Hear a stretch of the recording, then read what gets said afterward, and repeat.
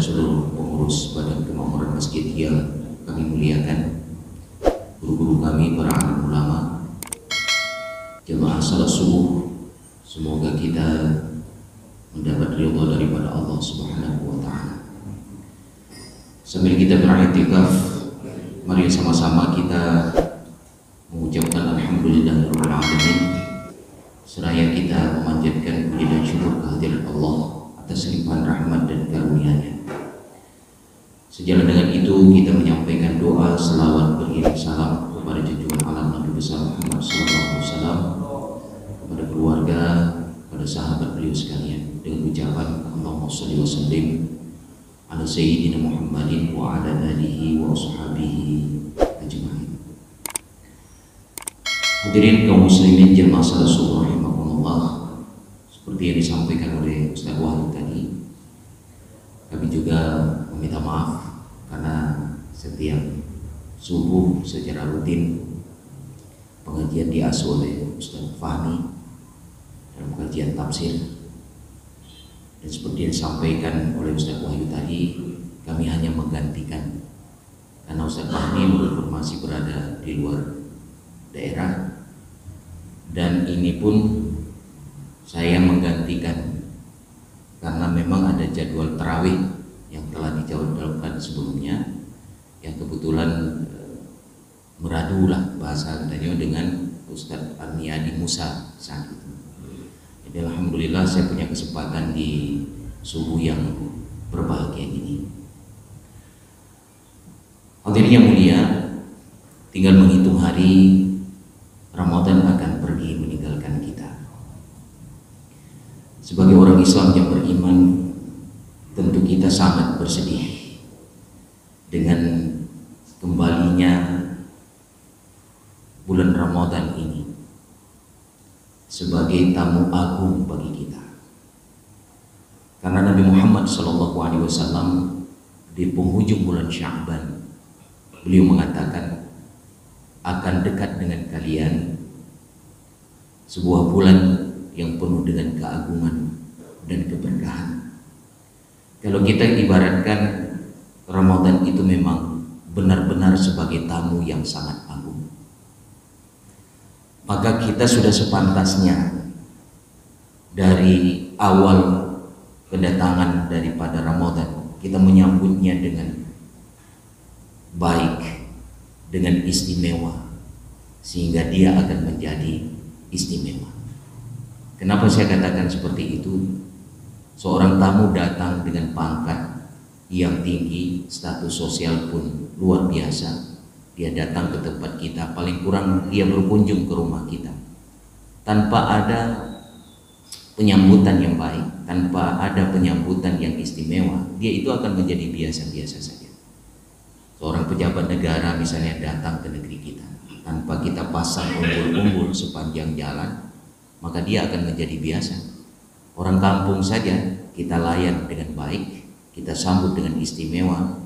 Dari orang biasa menjadi orang yang luar biasa. Maka Ramadan ini harus seperti itu. Harus kita sambut dia dengan baik, perlakukan dia dengan istimewa, persilakan dia untuk melakukan apa saja yang diinginkan dalam rangka mengasah, mengasuh jiwa kita sebagai orang Islam yang beriman. Apa yang diasah oleh Ramadan sesungguhnya? Yang diasah oleh Ramadan itu adalah keimanan kita kepada Allah Subhanahu wa Ta'ala. Maka kenapa Ramadan itu diperintahkan kepada orang Islam yang beriman? Apa yang diasih oleh Ramadan? Kepekaan sosial, agar kita punya sikap dan sifat simpati dan empati kepada yang lain. Simpati itu kepedulian dan perhatian kita kepada saudara. Empati itu kita merasakan apa yang dirasakan oleh saudara kita. Kemudian apa pula yang diasuh oleh Ramadan? Yang diasuh oleh Ramadan itu adalah agar kita orang Islam yang beriman beribadah kepada Allah terus menerus. Jadi tidak hanya di bulan Ramadan saja, terus menerus kita beribadah kepada Allah Subhanahu wa Ta'ala, hanya semata-mata mengharap ridho daripada Allah Subhanahu wa Ta'ala. Mengharap ridho itulah yang paling utama yang kita kejar sebenarnya. Itulah target kita beramal kepada Allah. Karena kita masuk surga bukan dengan amal, hadirin. tapi kita masuk surga dengan ridha Allah Subhanahu wa taala. Begitu juga dengan Rasulullah Muhammad, bukan karena dengan amal beliau, tapi dengan ridha Allah Subhanahu wa taala. Ada satu riwayat yang sangat sakit. Seorang ulama Bani Israel, dia beribadah ratusan tahun, kemudian dia kembali kepada Allah. Allah mempersilahkan dia, masuk engkau ke dalam surga dengan ridhaku. Dia enggan untuk masuk surga karena Allah tidak menyebut dengan amalnya.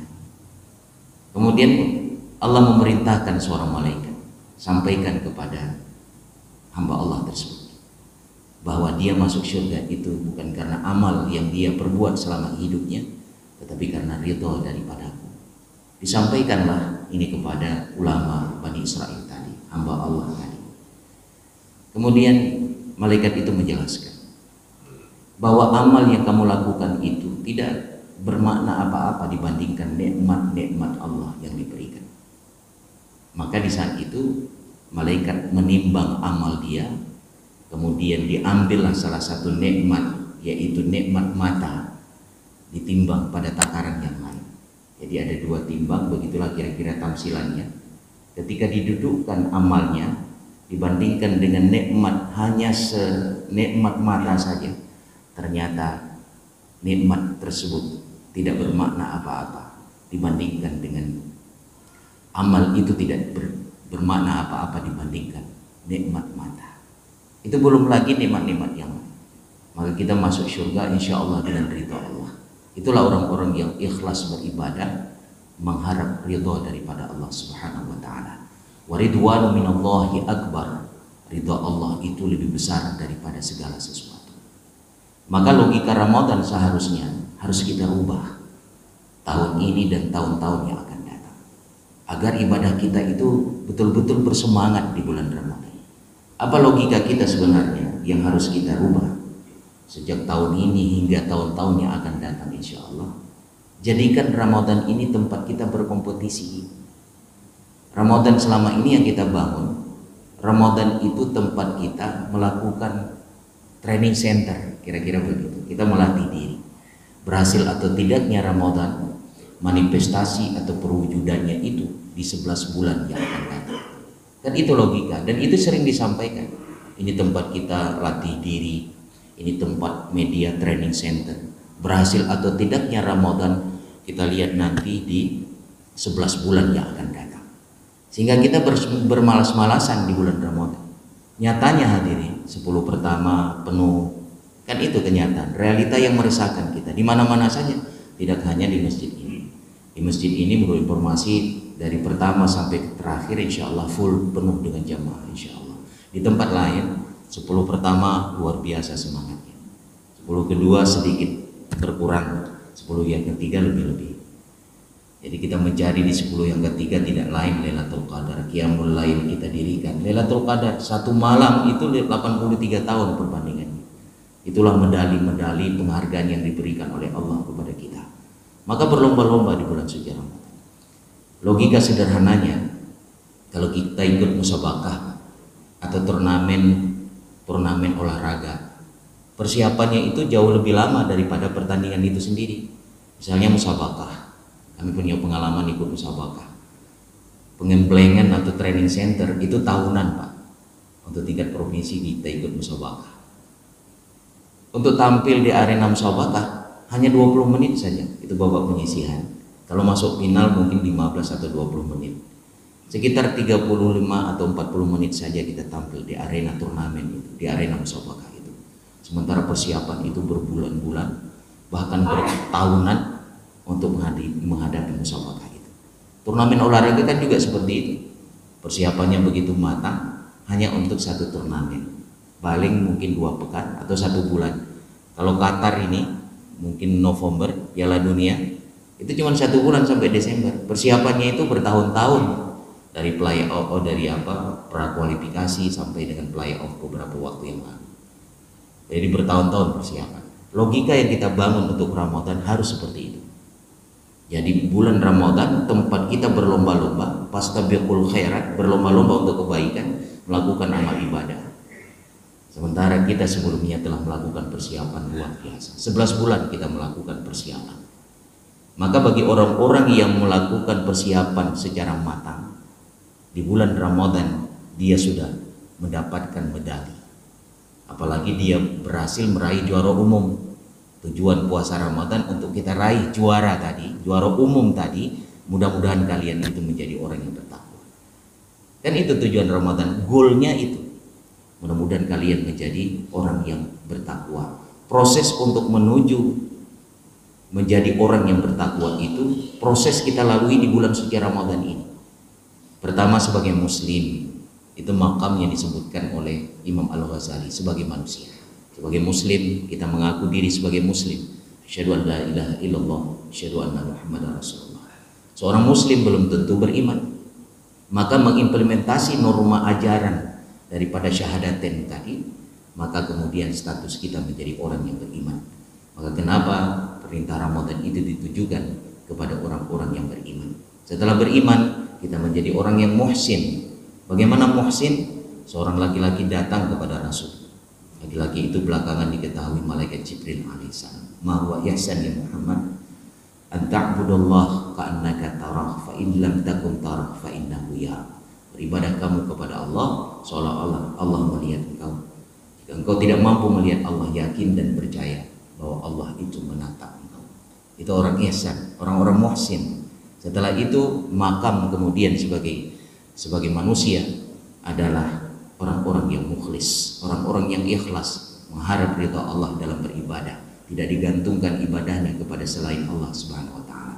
Lalu setelah itu kita akan menjadi orang-orang yang bertakwa.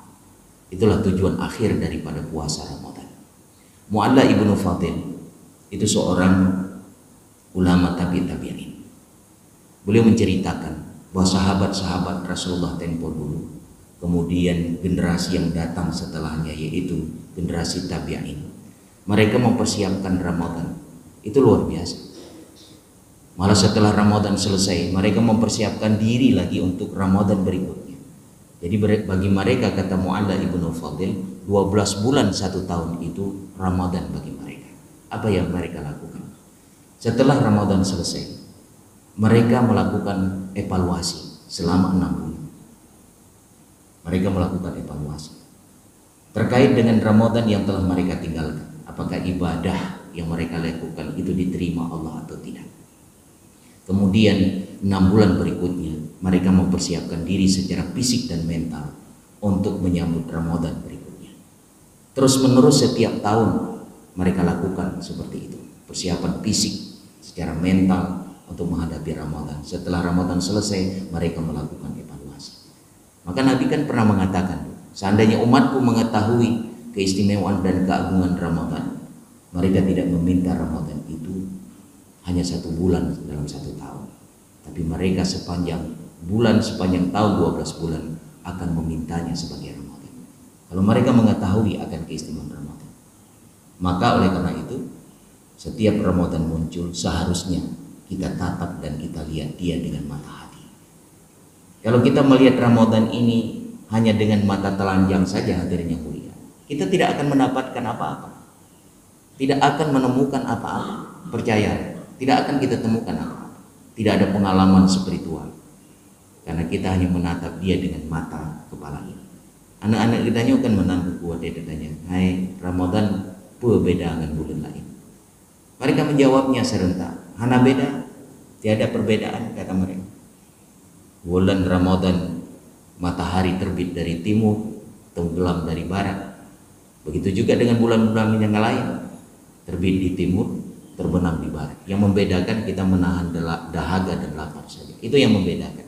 Kenapa? Karena mereka menatap Ramadan dengan mata kepala, bukan dengan mata hati ini. Maka orang-orang yang beriman itu, mereka akan menggunakan hatinya dalam merasakan kehadiran tamu agung yang bernama Ramadan ini. Karena orang-orang yang beriman itu, kata Allah, adalah orang-orang ulul albab. Al-albab itu adalah orang-orang yang tajam mata hatinya. Maka mereka menatap dan merasakan kehadiran Ramadan itu dengan mata hati ini.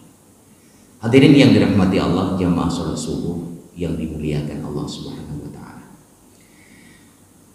Kemudian agar Ramadan walaupun tinggal beberapa hari lagi lebih baik untuk tahun ini, dan insya Allah kita akan bertemu lagi dengan Ramadan yang akan datang. Insya Allah kita berdoa kepada Allah. Yang pertama, hadirin yang mulia, seperti saya katakan tadi, Ramadan ini benar-benar harus kita jadikan tempat kita berkompetisi dan berlomba-lomba. Kemudian agar lebih baik, ada satu pendapat yang dikemukakan oleh Imam As-Sayuti. Dia menukilkan pendapat dari seorang ulama sufi bernama Abul Hasan.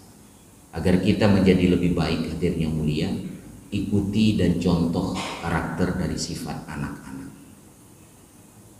Jadi ada anak-anak sebenarnya yang harus kita contoh sikap dan karakteristik dari mereka. Imam As-Sayuti menukilkan pendapat Abul Hasan itu, mengatakan anak-anak itu punya sifat, dia tidak pernah peduli. Kan anak-anak tidak peduli, main di dalam terik matahari kepanasan, main di dalam hujan mereka kedinginan, mereka tidak peduli. Sampai omongan orang tua pun mereka tidak peduli, asik dalam kesendiriannya, asik bersama kawan-kawannya dalam bermain. Dalam konteks kita kembali kepada Allah, dalam konteks kita menegakkan kebenaran, dalam konteks kita pergi ke masjid, tidak perlu peduli apa yang dikatakan orang di luar sana. Kadang-kadang kita, ketika kita berbuat baik, banyak orang yang risau di luar sana. Itu yang harus kita pahami. Ketika kita menuju ke masjid, ada orang yang risau di luar sana, maka mereka mengatakan macam-macam kepada kita. Ada semangat ibadah masyarakat kita di bulan Ramadan, walaupun di luar Ramadan mereka tidak pernah ke masjid, barangkali tidak menegakkan sholat 5 waktu secara berjamaah. Ketika Ramadan tiba, mereka luar biasa, tidak luput satu waktu pun kecuali mendirikan sholat berjamaah 5 waktu. Ada orang yang mengatakan macam-macam kepada dirinya. Jadi orang itu tidak usah peduli apa yang dikatakan oleh orang luar di luar sana terkait dengan tujuan kita beribadah kepada Allah. Kemudian anak-anak itu, dia itu tidak pernah mengeluh. Lihatlah anak kita, dia tidak pernah menyalahkan kedua orang tuanya ketika sakit. Dia tidak pernah menyalahkan Allah. Karena pernah ikelian ini kita nyuci, bahkan Allah dijuk sakit gelun mak. Kenapa Allah berikan sakit kepadaku ayah? Dia tidak pernah mengatakan itu, tidak pernah mengeluh, apalagi nyalahkan orang tua. Si gara-gara drone mak belum sakit, si gara-gara drone abu belum sakit. Kenapa pernah ipegang? Dia tidak pernah mengeluh. Orang Islam yang beriman itu seharusnya seperti itu, tidak pernah mengeluh dengan ketetapan dan ketentuan Allah. Kita bisa jadi sebelum Ramadan, untuk persiapan Ramadan, kita telah membeli sandal baru, walaupun harganya murah. Tapi persiapan Ramadan luar biasa, baju baru, sandal baru, kain sarung baru. Itu persiapan Ramadan. Ada ibu-ibu yang beli sandal baru tujuan untuk pergi ke masjid. Kita juga tidak kurang beli sandal baru pergi ke masjid. Tiba-tiba kita turun dari tangga masjid, sandal kita hilang. Sandal kita hilang atau berpindah tempat lah, diambil oleh orang lain mungkin. Karena kadang-kadang orang yang ngambil itu pun gak bisa kita salahkan. Yang salah ustadz itu. Karena ustadz kan sering ngomong ambil yang baik-baik, tinggal yang buruk-buruk. Tengku itu lihat ini ada sandal baru ini. Kata ustadz ambil yang baik-baik, tinggal yang buruk-buruk. Diambillah sandal itu karena bagus, diambil, ditinggal yang punya dia. Dari rumah dia pakai salat, pergi sholat itu sandal swallow. Pulang di tangga masjid dilihat ada sandal merek Polo, itu yang diambil karena itu yang paling baik. Nah, jadi secara manusiawi kita merasa kecewa dan marah di saat benda kita yang berharga itu diambil orang. Tapi di ujung jalan sana kita akan bertemu dengan seorang laki-laki. Seorang laki-laki setelah kita pandang, kita tatap dan kita lihat, dia tersenyum dengan kita. Wajahnya sumringah, wajahnya cerah, memandang kita dengan senyuman. Setelah kita perhatikan, ternyata jangankan kedua sandal tak punya, kaki pun tak ada. Dia tersenyum dengan kita. Kita baru kehilangan sandal, tapi kecewa, marah kita. Malah panitia masjid jadi sasaran. Yang BKM mana peduli, panitia tidak, macam-macam lah. Kita malah menyalahkan Allah Subhanahu wa Orang yang kita temui tadi, jangankan sandal tak punya, kedua kaki pun tak ada. Yang ada cuma sepasang tongkat di tubuhnya untuk menyanggah tubuhnya yang berat itu. Dia masih tersenyum dengan kita. Orang Islam yang beriman seharusnya harus seperti itu. Mesti seperti itu. Dia akan selalu tersenyum dengan ketentuan dan ketetapan Allah Subhanahu wa taala dalam kondisi apapun. Dia menerima, bertawakal kepada Allah Subhanahu wa taala. Kemudian sifat selanjutnya yang dimiliki oleh anak itu, dia kalau takut menangis. Kalau takut dia itu menangis. Yang menjamun tingat lun tanyo lam lalu mak pada tamu atau yang banyak-banyak dia kecil-kecil menangis. Bapak kita sangat kreatif, seingat saya sangat kreatif.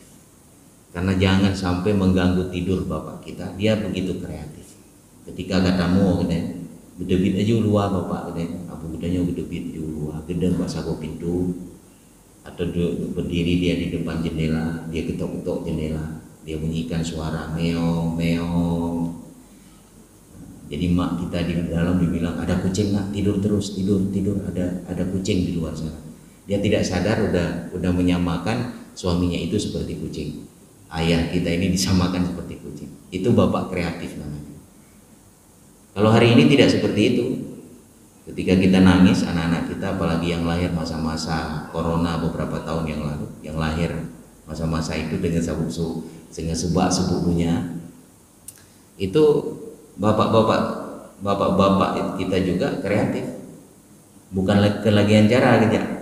Gebuka ju HP Android, gebuka ju aplikasi TikTok, gepudip laju lagu Korea, itu lagu India. Tengap laju dinanan. Tapi pada dasarnya hadirin yang mulia, anak-anak itu kalau takut dia menangis. Itu yang harus kita contoh, yang harus kita ikuti. Menangislah di tengah malam, dalam bersendirian kita. Betamo di keururami, ada muncul macam-macam ria dan sebagainya. Tapi menangislah di tengah malam. Merenung akan dosa masa lalu yang pernah kita lakukan. Berdoa kita minta ampun kepada Allah. Sebutkan dosa-dosa masa lalu yang pernah kita lakukan dalam bait doa kita.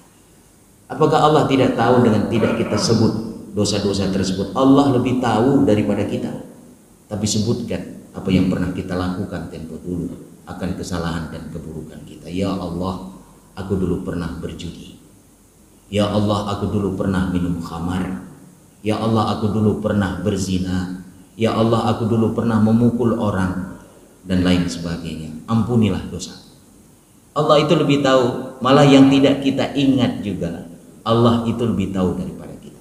Namun sebutkan apa yang pernah kita lakukan tempo dulu di dalam baik-baik doa kita di tengah malam. Kita bersimpuh di hadapan Allah, menangis kita, meminta ampun kepada Allah Subhanahu wa taala. Ampunan Allah Subhanahu wa taala terbuka lebar, apalagi di bulan suci Ramadan ini. Menangis kita dalam bersendirian di hadapan Allah Subhanahu wa taala. Siapa yang tidak kenal Khalid bin Walid? Khalid bin Walid itu panglima perang yang gagah perkasa. Dari 70 sekian orang panglima perang yang gagah dalam sejarah Islam kita baca, Khalid bin Walid salah seorang tersebut di dalamnya. Pada suatu ketika Khalid bin Walid itu menaklukkan Persia. Persia dipimpin oleh seorang ratu di saat itu. Nangro Persia dalam kuasa Khalid bin Walid, karena dengan mudah Khalid bin Walid dengan pasukan kaum muslimin menguasai Persia. Dia ingin masuk ke dalam istana Ratu Persia itu. Ratu Persia sudah ada di dalam istana dan dia ingin menaklukkan istana tersebut, kemudian dijadikan ratu sebagai tawanan kaum muslimin. Khalid bin Walid pun masuk ke dalam istana. Ratu Persia telah menyiapkan segelas air yang telah dibubuhkan racun di dalamnya. Dia menginginkan agar Khalid itu mati di dalam istana ratu tersebut.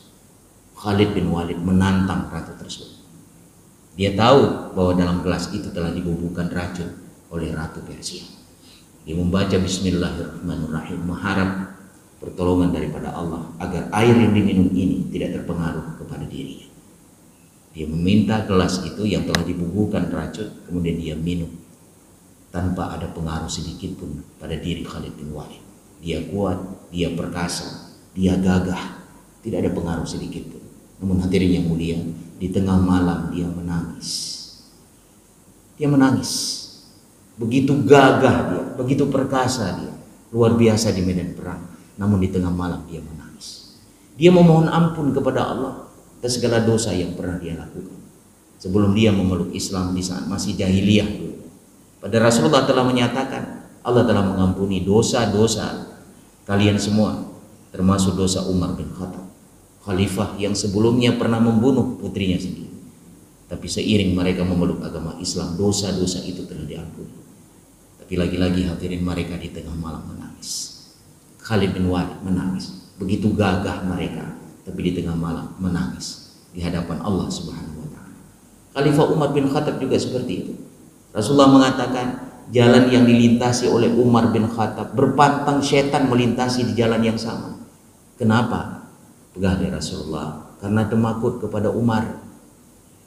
Menyedihkan bak tago jalannya na Umar bin Khattab dengan gejak bak sabo jalan, setan laknatillah itu menghindar agar tidak satu jalan dengan Umar bin Khattab.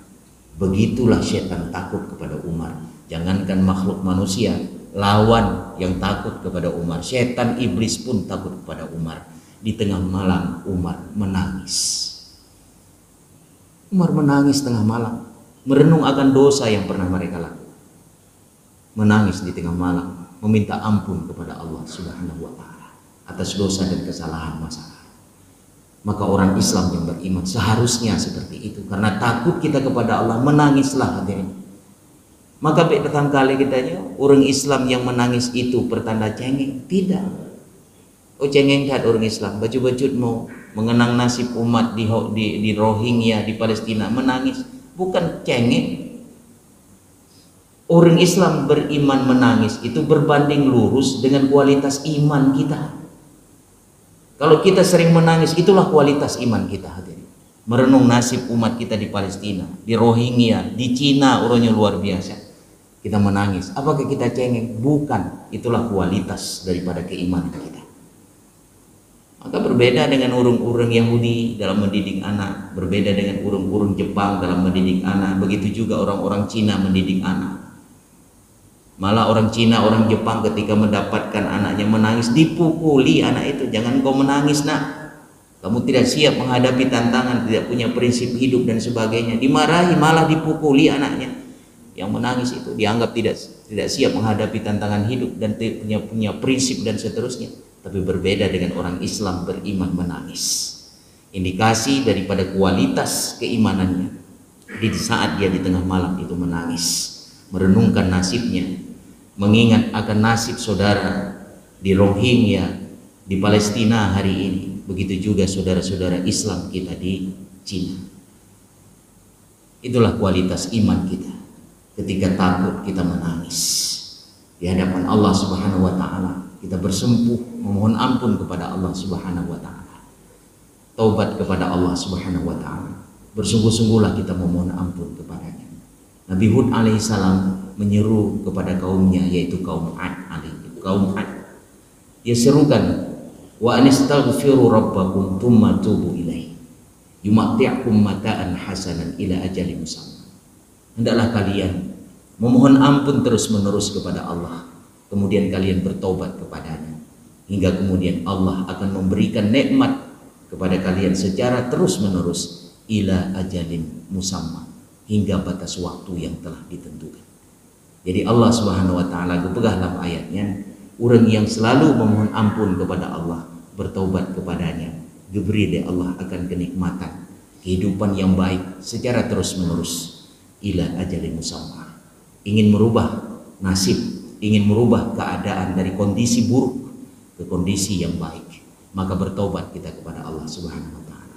Nangronyo menanci, ingin nangronyo boleh beget, maka seluruh masyarakatnya harus bertaubat kepada Allah Subhanahu wa taala, memohon ampun kepadanya agar kondisi kita bisa berubah. Dengan mudah Allah akan merubah keadaan kita. Maka bahkan kita yang selalu dianjurkan agar kita memperbaiki sholat kita. Jamaah kita harus kita tegakkan, harus perbaiki dari wudhu kita, dari cara sholat kita. Suruh perbaiki untuk agar kondisi kita pun berubah. Kita sulit barangkali, kemudian Allah akan memudahkan kita. Kita susah barangkali, Allah akan menyenangkan kita. Dengan cara salah satunya kita perbaiki sholat kita. Dari cara kita berwudu kita sempurnakan sampai kita tegak berdiri di belakang imam melaksanakan sholat berjamaah.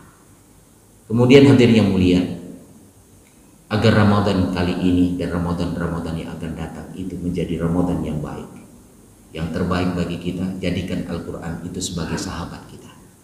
Ustaz Fahmi barangkali telah menjelaskan tafsir tiap hari, tiap subuh. Itu dalam upaya agar kita memahami kandungan Al-Quran.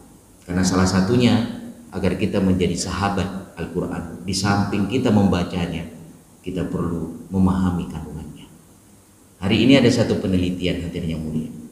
Penelitian yang dilakukan oleh mahasiswa, terutama penelitian dilakukan di Aceh. Ternyata masih ada masyarakat muslim di Aceh ini, satu keluarga itu tidak memiliki mushaf Al-Quran. Tidak memiliki mushaf Al-Quran. Dia muslim tapi mushaf Al-Quran dia tidak punya di rumah, dalam satu keluarga. Kemudian ternyata masih ada umat Islam di Aceh yang tidak pintar membaca Al-Quran, tidak bisa membaca Al-Quran secara baik dan benar. Karena membaca Al-Quran pun itu ada hukumnya, ada makhrajul huruf, kemudian ada tajwid, diatur sedemikian rupa. Maka ada kesempatan bagi kita untuk belajar membaca Al-Quran, berusaha sekuat tenaga agar kita mampu membaca Al-Quran secara baik dan benar. Kemudian setelah itu ada pertanyaan lagi muncul. Setelah membaca Al-Quran dia mampu, kemudian masyarakat kita sebagai muslim belum mampu memahami Al-Quran. Kemudian setelah dia memahami, belum mampu menerapkan nilai-nilai Al-Quran di dalam kehidupan. Ini sangat meresahkan, hasil penelitian daripada seorang mahasiswa. Jadi oleh karena itu hadirin yang mulia, jadikan Al-Quran sebagai sahabat. Setelah kita membaca, kemudian kita berusaha untuk menghafal Al-Quran. Dalam hal menghafal Al-Quran hadirin yang mulia, Mudesya katanya, seandainya ayat-ayat yang pernah kita hafal kemudian kita tidak murajaah kembali. Mudesya katanya untuk ayat-ayat pendek barangkali yang pernah kita hafal sudah kita lupakan. Maka di bulan suci Ramadan ulangi kembali apa yang pernah kita hafal. Kalaupun tidak mampu kita tambah hafalan. Yang kali kita hafal zaman dulu tak ulang-ulang kembali agar tidak menjadi dosa bagi kita. Nabi kebegah mana? Nah surah-surah pendek yang pernah kita hafal dulu sudah bisa kita ulang-ulang lagi. Katanya barangkali usia kali 50 wadih barangkali hafalan itu sudah berat. Tinggal litafai itu no kadwo tailikut litafai atanyo kaji batafai itu tailikutnya kadwo. Karena faktor usia juga menentukan terkait dengan kualitas hafalan. Maka pun yang kali kita hafal jamun tak ulang kembali agar tidak menjadi dosa di sisi Allah Subhanahu wa taala. Kemudian usahakan pahami dia, kemudian implementasi norma ajaran di dalam kehidupan bermasyarakat. Baru kemudian kita akan menjadi sahabat Al-Quran. Kalau kita menjadikan Al-Quran sebagai sahabat di dunia, di akhirat dia akan melindungi kita. Nabi mengatakan Al-Quran itu akan memberi syafaat, pertolongan dan perlindungan kepada kita. Malah kata Rasulullah, derajat dan ranking kemuliaan kita di surga sekalipun sangat ditentukan oleh jumlah bilangan ayat yang kita baca selama hidup di dunia. Jadi derajat kita dalam surga ditidih dalam surga VVIP, VIP, kena kelas ekonomi, kelas macam-macam. Cuman tidih walaupun berstatus seperti itu, hanali sakit, hanali perasaan kecewa, hanali perasaan iri dengki dan sebagainya, hanali. Menyelang kampung kena yang di dunia ada yang urang ji lebih bacut nalah perasaan macam-macam. Pakan ibloji, pakan ibloji nalah macam-macam perasaan. Itu sangat manusiawi. Tapi dalam surga hanalinya kemuliaan dia nih Ustadz Wahyu mungkin bak VIP dengar karena di masjid dibaca Quran, katanya kelas di bawah itu kemuliaan. Dan di sana tidak ada lagi syakwa sangka macam-macam kepada saudara kita. Jadi begitulah kehidupan kita, begitu tenang, begitu nyaman, luar biasa. Dan itu nikmat Allah yang terbesar yang diberikan kepada kita penghuni surga. Maka sekali lagi kemuliaan kita, ranking kita di bulan di surga sekalipun sangat ditentukan oleh jumlah bilangan ayat yang kita baca selama kita hidup di dunia. Kemudian yang terakhir hadirin yang mulia, jadikan Ramadan tahun ini sebagai Ramadan terakhir bagi kita. Itu yang sangat penting, agar sisa waktu di bulan Ramadan tahun ini betul-betul kita gunakan untuk beribadah kepada Allah. Uronya barangkali kita yang sehat, wajah kita ceria, tahun depan belum tentu kondisi yang sama kita rasakan. Karena tahun depan barangkali kita uzur, kita sakit, dan barangkali kita juga sudah kembali kepada Allah Subhanahu wa Ta'ala. Demikian yang dapat saya sampaikan, mudah-mudahan tausiah singkat ini bermanfaat. Saya akhiri, hadanallahu ya ajmain. Assalamualaikum warahmatullahi wabarakatuh.